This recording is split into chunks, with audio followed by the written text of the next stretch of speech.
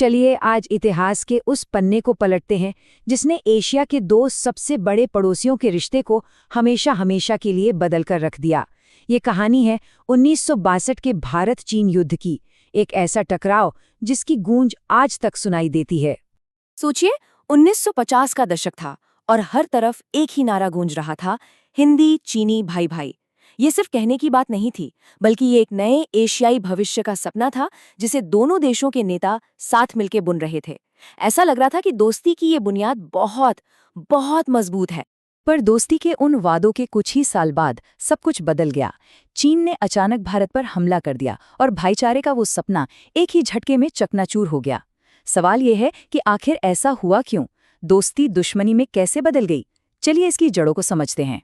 तो दोस्ती के इस दिखावे के पीछे असल में चल क्या रहा था?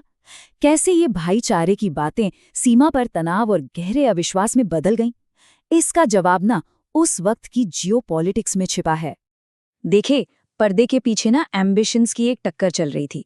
चीन खुद को एशिया की अकेली सुपर पावर के तौर पर देख रहा था। 1950 में उसका तिब्बत पर कब्जा करना एक बहुत बड़ा कदम था, क्योंकि इसी वजह से पहली बार भारत और चीन की सीमा सीधे तौर पर एक दूसरे से जुड़ गई। और फिर जब 1959 में भारत ने तिब्बती धर्मगुरु दलाई लामा को शरण दी, तो चीन को ये बात बिल्कुल पसंद नहीं आई। उसने इसे एक सीधी चुनौती माना। इस पूरे टकराव के केंद्र में था एक बहुत पुराना और उलझा हुआ मुद्दा, बॉर्डर का विवाद। और ये सिर्फ कुछ किलोमीटर जमीन का झगड़ा नहीं था, ये इतिहास की दो अलग अलग समझ और हजारों किलोमीटर की एक ऐसी सीमा का सवाल था जो कभी ठीक से तय ही नहीं हुई थी। तो मसला असल में दो अलग अलग बॉर्डर लाइंस का था और दोनों ही ब्रिटिश राज के समय की थीं। ईस्टर्न सेक्टर में थी मैकमोहन लाइन, जिसे तिब्बत तो मानता था पर चीन नहीं। क्यों? क्योंकि चीन तिब्बत को एक आज़ाद देश मानता ही नहीं था। और ठीक वैसे ही वेस्टर्न सेक्टर में जॉनसन लाइन को भी चीन ने कभी माना ही नहीं। बस यहीं से सारे विवाद की जड़ें शुरू होती। और ये जो सीमा विवाद था ना, ये सिर्फ नक्शों और कागजों तक ही सीमित नहीं रहा। जमीन पर धीरे धीरे ऐसी कई घटनाएं होने लगी जिन्होंने दोनों देशों को आमने सामने, मतलब युद्ध के मुहाने पर लाकर खड़ा कर दिया। आप इस सिलसिले को देखिए कि कैसे तनाव बढ़ता गया। 1956 में चीन ने अक्साई चिन में सड़क बनाना शुरू कर दिया। फिर चीनी घुसपैठ की घटनाएं हुईं और 1959 में तो चीन ने साफ साफ कह दिया कि वो इन बॉर्डर लाइंस को नहीं मानता। इसके जवाब में भारत ने 1961 में फॉरवर्ड पॉलिसी अपनाई, मतलब भारतीय सेना ने भी विवादित इलाकों में अपनी चौकियां बनानी शुरू कर दी। अब तो टकराव लगभग तय हो चुका था। और फिर वो दिन आया, 20 अक्टूबर 1962। युद्ध शुरू हो गया। ये कोई एक छोटी मोटी झड़प नहीं थी, बल्कि एक साथ दो अलग अलग मोर्चों पर किया गया एक बड़ा हमला था। मतलब लड़ाई एक साथ दो अलग अलग बहुत ही मुश्किल इलाकों में शुरू हुई। एक तरफ था पश्चिम में लद्दाख का बर्फीला ऊंचा रेगिस्तान और दूसरी तरफ था पूर्व में नीफा, यानी कि आज का अरुणाचल प्रदेश। चीनी सेना ने दोनों ही सेक्टर्स पर एक साथ धावा बोल दिया। इसी जंग के बीच रेजांगला में बहादुरी की एक ऐसी कहानी लिखी गई जो आज भी रोंगटे खड़े कर देती है। यहाँ मेजर शैतान सिंह की लीडरशिप में 13 कुमाऊं रेजिमेंट की एक छोटी सी कंपनी ने अपने से कई गुना बड़ी चीनी फौज का सामना किया। ये सिर्फ एक लड़ाई नहीं थी, ये हिम्मत और बलिदान की एक मिसाल थी। और इस हिम्मत की एक बहुत बड़ी कीमत चुकाई गई। उस कंपनी के 123 सैनिकों में से 114 ने अपनी चौकी की रक्षा करते हुए देश के लिए अपना सर्वोच्च बलिदान दे दिया।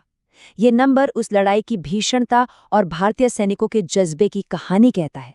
मेजर शैतान सिंह के उस असाधारण नेतृत्व और बहादुरी के लिए उन्हें देश के सबसे बड़े सैन्य सम्मान परमवीर चक्र से नवाजा गया। उनकी कहानी आज भी भारतीय सेना के लिए एक बहुत बड़ी प्रेरणा है। लगभग एक महीने की भीषण लड़ाई के बाद चीन ने अचानक अपनी तरफ से ही सीज फायर यानी युद्ध विराम की घोषणा कर दी। युद्ध तो रुक गया, लेकिन अपने पीछे छोड़ गया एक अनसुलझी सीमा, जिसे आज हम लाइन ऑफ एक्चुअल कंट्रोल यानी LAC के नाम से जानते हैं। एक ऐसी लाइन जो सीमा तो है पर पक्की नहीं। तो अब सबसे बड़ा सवाल यही उठता है कि आखिर हुआ क्या था? भारत इस युद्ध के लिए तैयार क्यों नहीं था? हार की वजहें क्या थीं? और इस एक महीने के युद्ध ने भारत पर आखिर क्या असर छोड़ा? देखिए, इस हार के पीछे एक नहीं कई बड़ी वजहें थीं। चीनी सेना गिनती में भी ज्यादा थी और उनके पास हथियार भी बेहतर थे। एक बहुत बड़ा फैसला ये भी था कि इंडियन एयरफोर्स को सीधे हमले के लिए इस्तेमाल नहीं किया गया, शायद इस डर से कि कहीं ये जंग और न बढ़ जाए। और सबसे बड़ी बात, हमारे सैनिक उन बर्फीले पहाड़ों में लड़ने के लिए जरूरी गर्म कपड़ों और साजो सामान के बिना ही लड़ रहे थे। जब हालात बिगड़े तो भारत ने अंतर्राष्ट्रीय मदद भी मांगी। अमेरिका, ब्रिटेन और कनाडा जैसे देशों ने मदद भेजी भी, लेकिन उस मदद के पहुंचने तक बहुत देर हो चुकी थी। तब तक चीन सीज फायर की घोषणा कर चुका था। 1962 की हार सिर्फ एक मिलिट्री हार नहीं थी, ये एक राष्ट्रीय सदमा था जिसने भारत की विदेश और रक्षा नीति को हमेशा के लिए बदल दिया। और आज 60 से भी ज्यादा साल बाद भी बॉर्डर पर वही तनाव बना हुआ है।